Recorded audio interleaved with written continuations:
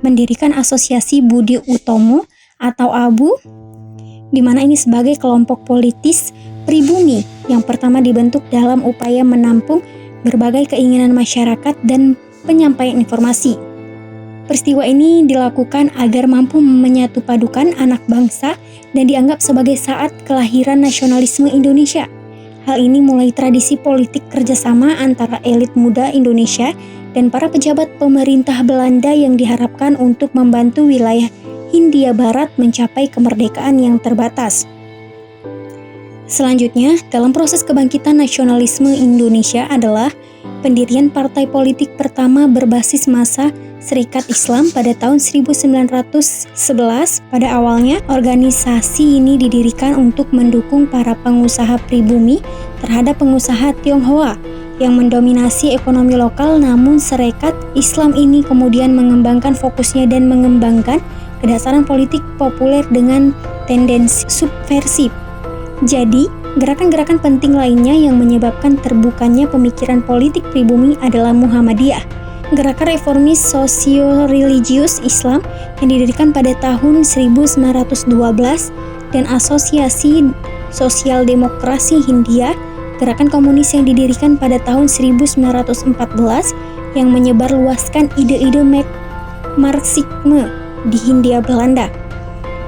Perpecahan internal di gerakan ini kemudian mendorong pendidikan Partai Komunis Indonesia pada tahun 1920, dan pada awalnya pemerintah kolonial Belanda mengizinkan pendirian gerakan-gerakan politik lokal, namun ketika ideologi Indonesia diradikalisasi pada tahun 1920-an seperti yang tampak dalam pemberontakan komunis di Jawa Barat dan Sumatera Barat di tahun 1926 dan 1927.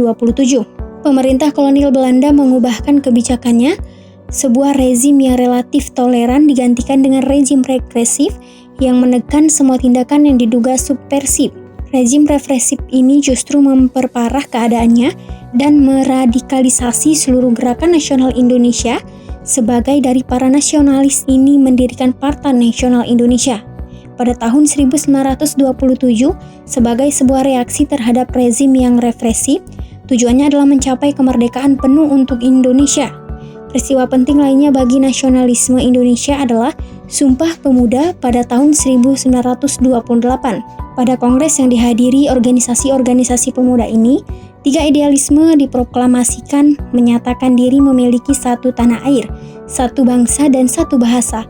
Tujuan utama dari kongres ini adalah mendorong persatuan antara kaum muda Indonesia. Dan di dalam kongres ini lagu yang kemudian menjadi lagu kebangsaan nasional Indonesia Raya dikumandangkan dan bendera nasional di masa kemerdekaan merah putih dikibarkan untuk pertama kalinya.